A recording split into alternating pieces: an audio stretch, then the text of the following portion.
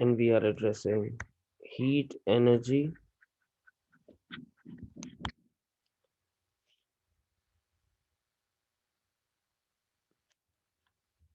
This is the reaction जिसमें हमें ए और ए के दरमियान बॉन्ड नजर आ रहा है, बी और बी के दरमियान बॉन्ड नजर आ रहा है,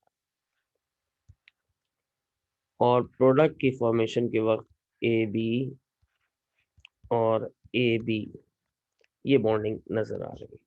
यहाँ इसके दो मोल्स बन रहे हैं। नाउ अगर मुझे ए बी को प्रोड्यूस करना है तो I have to break these bonds।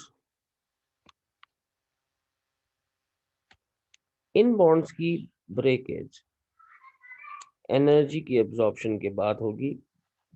Energy is needed to break old bonds, जो बॉन्ड्स ये अपने घर से लाए हैं या जो बॉन्ड इनमें एग्जिस्ट कर रहे हैं। ओल्ड बॉन्ड्स टूटने के बाद यहाँ पर बॉन्ड फॉर्म होते हुए नजर आ रहे हैं। New energy is release as new bonds are formed, right? Energy is released when new bonds are formed। यानी जब भी बॉन्ड टूटने का प्रोसेस है, यानी reactants always going for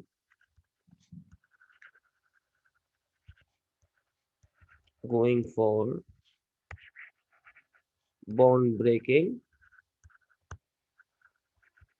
जबकि products are going for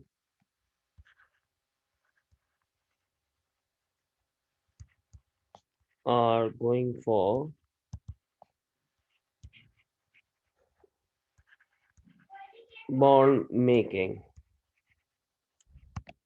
और यहाँ पे हमने जो एक फैक्ट याद कराया था आपको ऑलरेडी कि bond breaking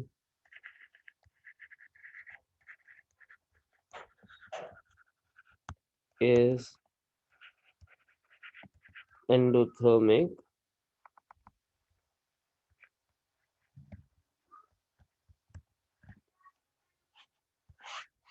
and bond making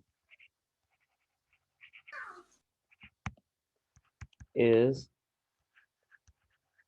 exothermic। एक प्रोसेस एंडोथर्मिक है, दूसरा प्रोसेस एक्सोथर्मिक है। तो अब मैं यहाँ पे कुछ पॉइंट्स और मजीद इसमें ऐड कर सकता हूँ। Reaction profile depends over the net change in energy।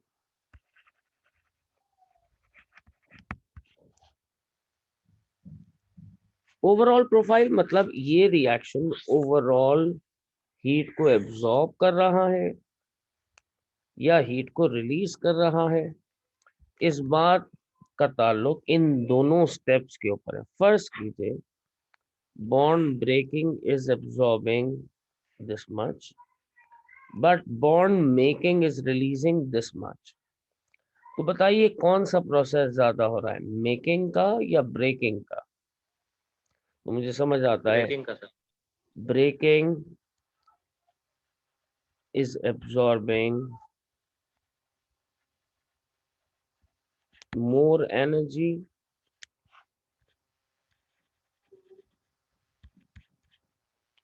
braking is absorbing more energy compared to energy release in bond making। अगर ब्रेकिंग ज्यादा एब्जॉर्ब करे और मेकिंग कम रिलीज करे, then the reaction will be endothermic overall.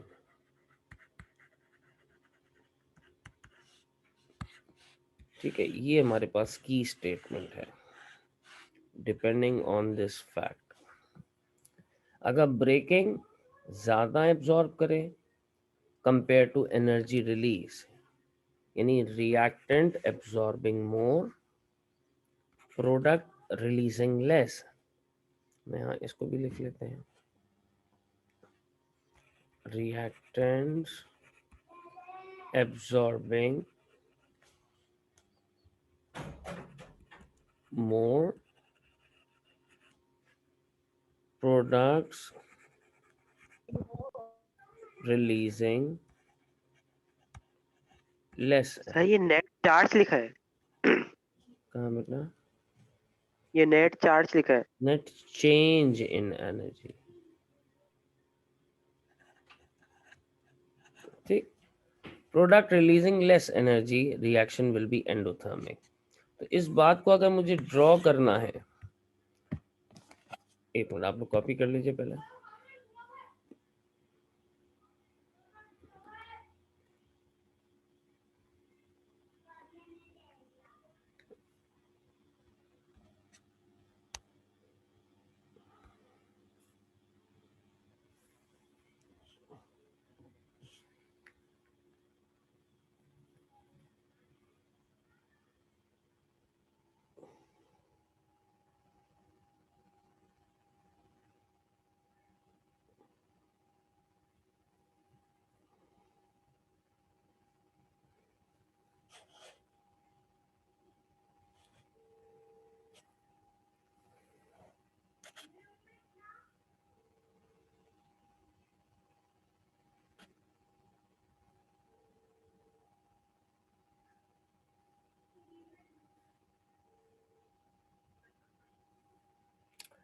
Okay, I hope you have copied it.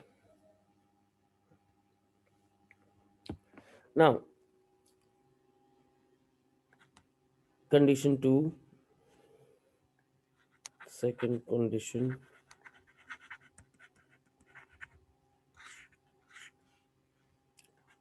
if reactants absorb less compared to energy released by products, यानी reactant को इतनी दी जा रही है, प्रोडक्ट इतनी रिलीज कर रही है, रिएक्टेंट एब्जॉर्बिंग लेस। मैं ओवरऑल स्टेटमेंट क्या लिख सकता हूँ? Energy absorb in bond breaking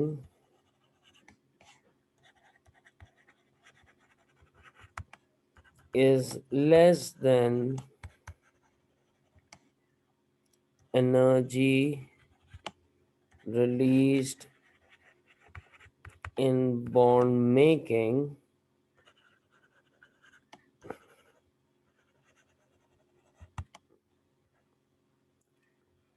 reaction will be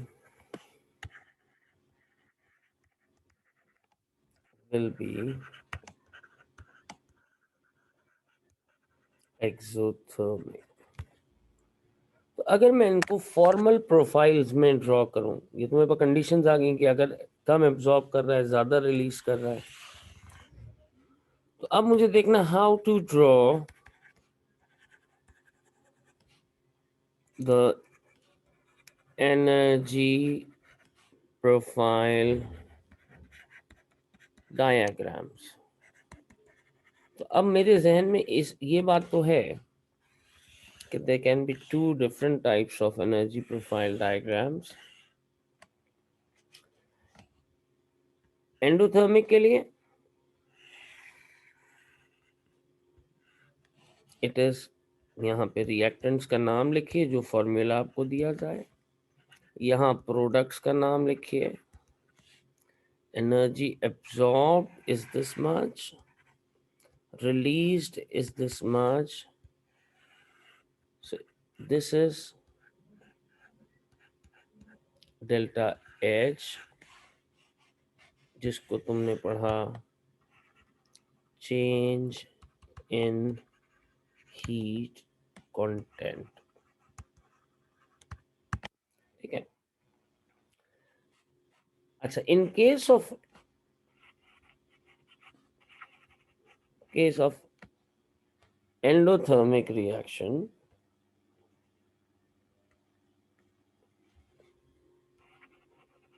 of endothermic reaction,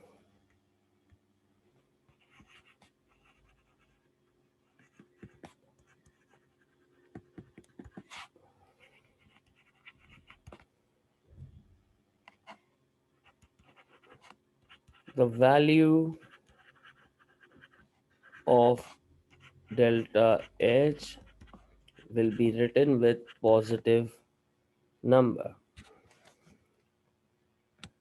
नहीं, डेल्टा एच का मतलब क्या है? चेंज इन हीट कंटेंट, यानी जितनी एब्जॉर्ब हुई और जितनी रिलीज हुई इसका चेंज क्या है, राइट। जबकि एक्सोथर्मिक रिएक्शन में एब्जॉर्ब कम हो रही है, this is absorb, this is released, so delta H की वैल्यू, और एरो अगर नीचे की तरफ पॉइंटिंग हो रहा है तो मान लेना रिएक्शन एक्सोथर्मिक है। मैं यहां लिख सकता हूं, यहां चेंज इन हीट कंटेंट है डेल्टा एच, वही उसी तरह in case of exothermic reaction,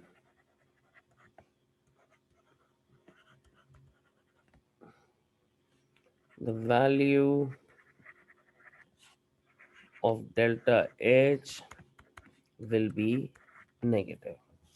ये नेगेटिव किस बात को इंडिकेट कर रहा है कि energy released more than absorb, दी कम थी तुमने, रिलीज ज्यादा हो गई। और यहां पे पॉजिटिव किस बात को इंडिकेट कर रहा है, energy absorbed is more than energy released।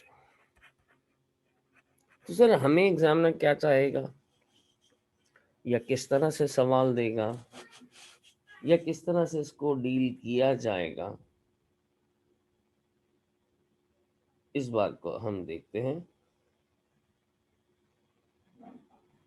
Sir 1 minute copy कर लूं। जी जी, please take your time.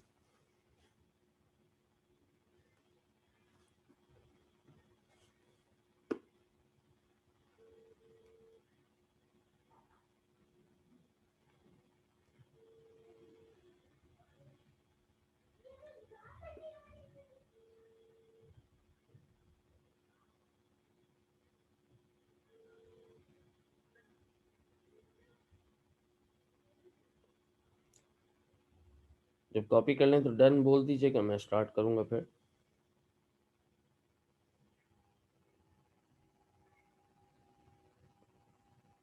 Sir, first one energy profile diagram is for endothermic and second one is for exothermic. जी exactly.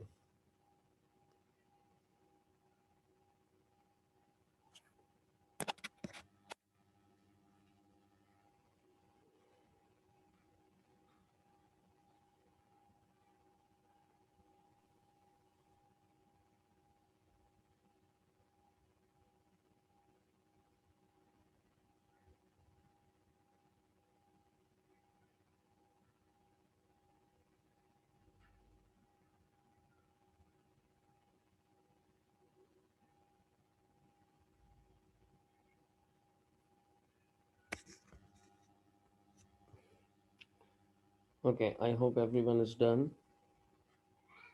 आगे बढ़ते हैं।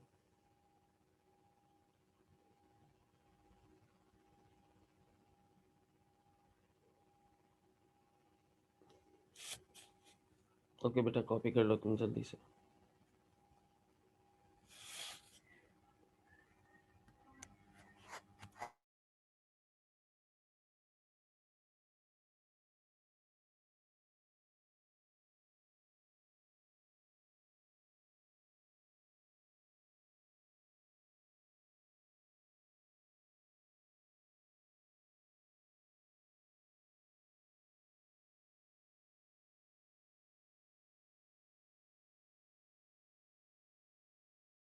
Alright, सो ये तो दो profile आए। अब हमें एग्जामिनर किस तरह से क्वेश्चन देने वाला है। एग्जामिनर देता है, let's suppose question will be like reaction between methane gas and oxygen is exothermic, और नीचे इक्वेशन दी CH4O2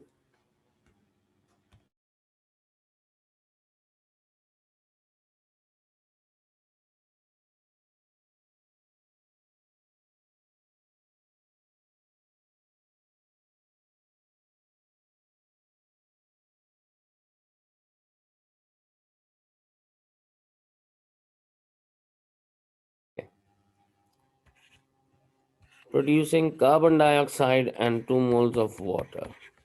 और इसके आगे तुमको दिया गया delta H with negative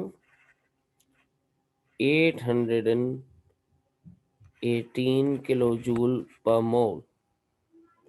Let's suppose it is that way। Examiner तुमसे कहता है find out, sorry, draw energy profile diagram. अब सब कुछ बताया हुआ है उसने बताया ये वैल्यू नेगेटिव नंबर के साथ है, तो तुम्हें याद रखना है कि एक्सोथर्मिक की प्रोफाइल तुम कैसे ड्रॉ करते हो। Right, this is the energy provided, more energy is released than that of provided, so enthalpy value will be this is the energy change delta H minus 818। और यहाँ रिएक्टेंट्स के formula लिख सकते हैं आप, यहाँ प्रोडक्ट्स के फॉर्मूलाज लिख सकते हैं आप। अच्छा, अब यहाँ पर एक नई चीज है, एक ऐसा एरो जिसको अभी तक हमने इसको आमतौर पे प्रोवाइडेड एनर्जी कहा। इसी एरो को एक और नाम दिया जा सकता है which is called EA। What is EA? EA is activation energy, although it is that energy which is provided to break the reactants bond। ये वही एनर्जी है जो रिएक्टेंट्स को सर, ये कैसे बॉन्ड पता ब्रेकिंग, चलेगा सॉरी, कि मतलब रिएक्टेंट्स और प्रोडक्ट्स कहाँ रखने हैं और एनर्जी रिलीज ज्यादा है एब्जॉर्ब ज्यादा रिएक्टेंट है, हमेशा ये कैसे ये पता चलेगा? यहाँ टाइम है, यहाँ एनर्जी है। रिएक्टेंट हमेशा अर्लियर टाइम में लिखे जाएंगे, प्रोडक्ट हमेशा लेटर टाइम में, क्योंकि जब रिएक्शन शुरू होगा पहले क्या मौजूद था कंटेनर में, और जैसे जैसे टाइम कंटिन्यू करेगा रिएक्टेंट किस में कन्वर्ट होने शुरू हो जाएंगे, प्रोडक्ट। प्रोडक्ट्स। राइट, पहले रिएक्टेंट बाद में, चाहे no matter profile of whatever type. अब एक्टिवेशन एनर्जी, एक्टिवेशन एनर्जी कौन सी एनर्जी है? वो एनर्जी, एक तरफ तो हमने इसको क्या कहा था, इस एरो को क्या कहा था, this is that energy which is given to break the bond, At the same time, I'm calling this energy as activation energy, right? तो मैं इसको यूं कह सकता हूं, amount of energy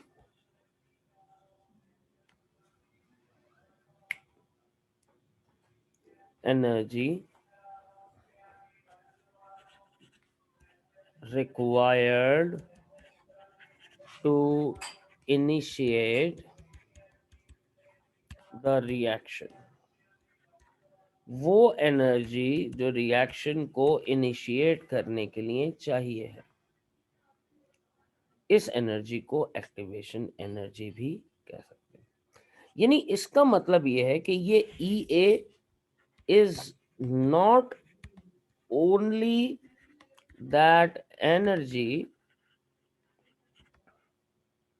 which is breaking bond, ये सिर्फ वो एनर्जी नहीं है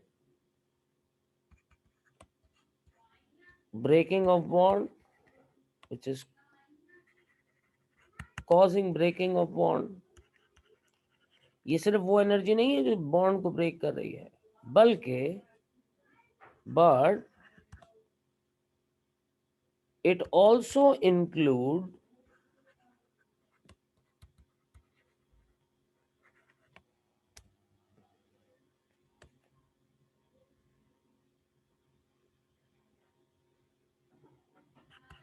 the energy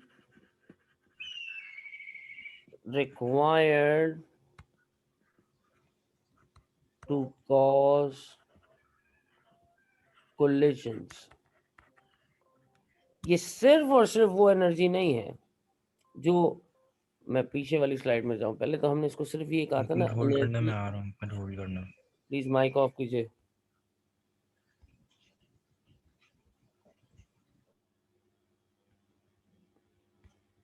ये सिर्फ वो एनर्जी नहीं जो रिएक्टेंट के बॉन्ड तोड़ रही है, बल्कि रिएक्टेंट्स को आपस में, फर्ज कीजिए ए और ए के दरमियान बॉन्ड, बी और बी के दरमियान बॉन्ड, एक तरफ तो ये एनर्जी इन बॉन्ड्स को तोड़ रही है, प्लस ये इन पार्टिकल्स की स्पीड को भी बढ़ा रही है ताकि ये आपस में टकराएं और प्रोडक्ट्स में कन्वर्ट हो सके। तो this is not only that energy which is overcoming this attraction, जो इनके दरमियान पहले से जो बॉन्ड है उसको तोड़े, बल्कि ये इनके दरमियान कोलिजन्स में भी हेल्प कर रही है ताकि प्रोडक्ट आसानी से फॉर्म हो सके।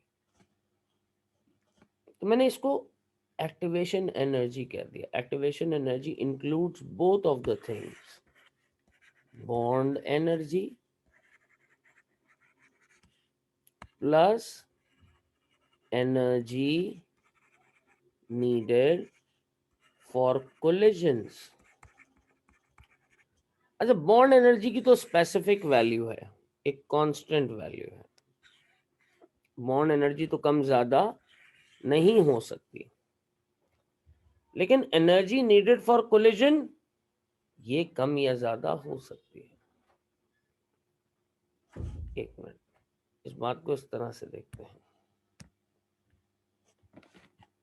फर्ज कीजिए ए और ए बॉन्ड बी और बी बॉन्ड के लिए, ए और ए बॉन्ड के लिए समझिए मुझे 10 बल्कि 100 किलो जूल एनर्जी चाहिए, और बी और बी बॉन्ड के लिए 200 किलो जूल एनर्जी चाहिए। इस बात को बहुत केयरफुली समझिएगा। और A B 180 kilo joule energy release कर रहे हैं। ओके हाँ, अभी पहले गौर से सुनिए बेटा, स्लाइड्स देखना इतना इम्पोर्टेंट नहीं जितना कॉन्सेप्ट को समझना। अच्छा, रिलीज कितनी कर रहा है, बल्कि मैं इसको ये कह लेता हूँ 280 रिलीज कर रहा है। सिर्फ एक बात समझाने के लिए, यानी ए और ए बॉन्ड तोड़ने के लिए मुझे कितनी एनर्जी चाहिए, 100 किलो जूल। बी और बी बॉन्ड तोड़ने के लिए मुझे कितनी चाहिए, 200। तो मैं फिलहाल ये कह सकता हूँ कि बी का बॉन्ड ज़्यादा स्ट्रॉन्गर है। क्या ये बात मेरी सही है? प्लीज़ रिस्पॉन्ड कीजिए मुझे क्विकली चैट बॉक्स में, क्योंकि 7 मिनट में मुझे इस पार्ट को वाइंड अप करना है। क्विकली रिस्पॉन्स कीजिए।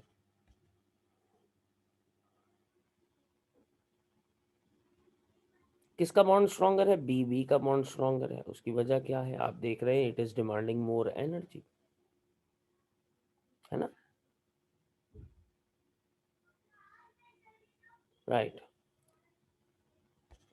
अच्छा, प्रोडक्ट का काम क्या होता है? एनर्जी रिलीज करना। रिएक्टेंट का काम क्या होता है? एनर्जी एब्जॉर्ब करना। इसका काम क्या है? एनर्जी रिलीज करना।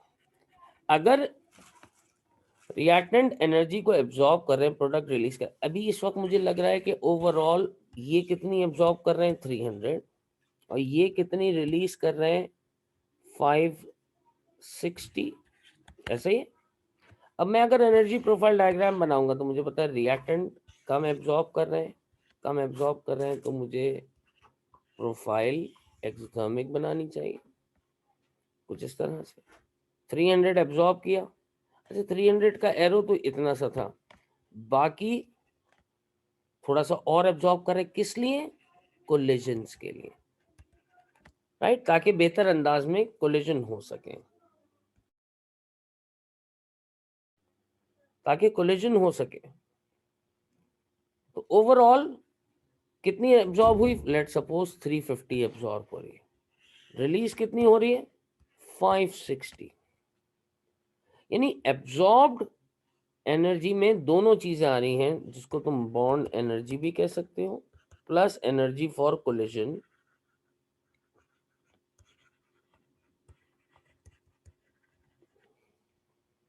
और रिलीज एनर्जी। ये रिएक्शन क्या हो गया? एक्सोथर्मिक। तो इस पूरे सम को, bond energy plus plus active sorry energy for collision को मैंने एक नाम दे दिया ई ए। अगर मुझसे एग्जाम में कहता है इसको लेबल करो, तो मैं क्या लिखूंगा? इस वाली एनर्जी को ई ए, दिस इज एक्टिवेशन एनर्जी। चलो पहले जल्दी से स्लाइड लो, मुझे एक बात और बतानी है इससे related. This is slide number 1।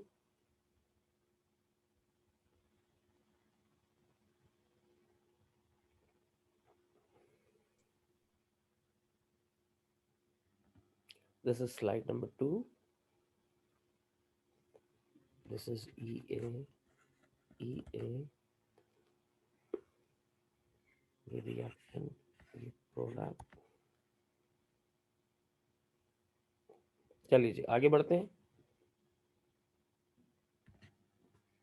ये स्लाइड नंबर 3 एग्जामिनर ने एक सवाल बना के दिया।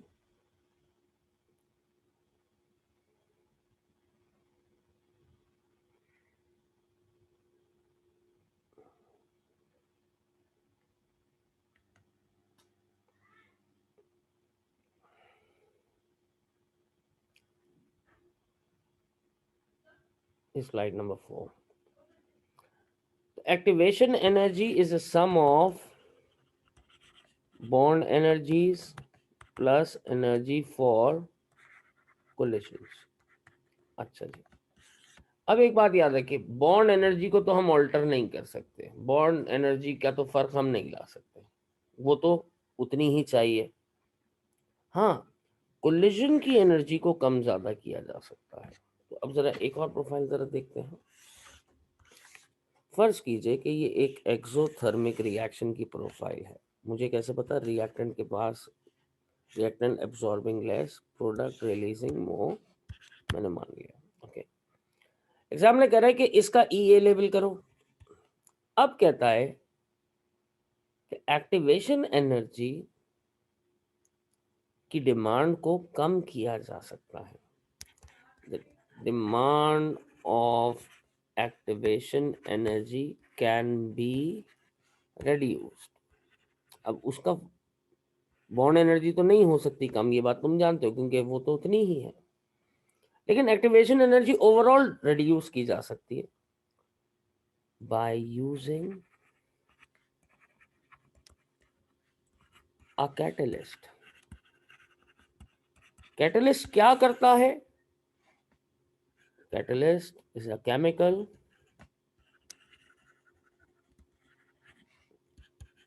that reduces the demand of activation energy। तो एग्जामिनर कहता है कि फर्ज कीजिए ये रिएक्शन प्रोफाइल एक नॉन कैटलाइज्ड रिएक्शन के, जिसमें कैटलिस्ट यूज नहीं हुआ, कैटलाइज्ड रिएक्शन जिसमें कैटलिस्ट यूज नहीं हुआ, तो इसी रिएक्शन में अगर मैं कैटलिस्ट इस्तेमाल कर लूं तो प्रोफाइल कैसी होगी। क्विकली इसका स्क्रीनशॉट लेना। रिएक्टेंट की एनर्जी नहीं बदल सकती, अब ना बॉन्ड एनर्जी बदल सकती है। हाँ, एनर्जी रिक्वायर्ड फॉर कोलिजन को कम किया जा सकता है।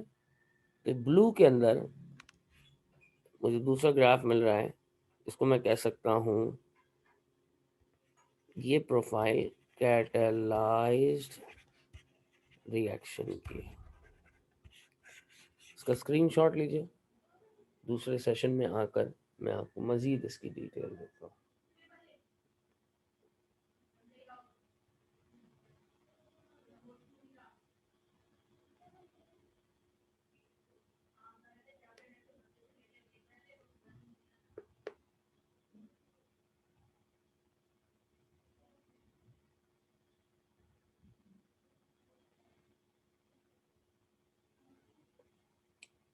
See you in 2 minutes.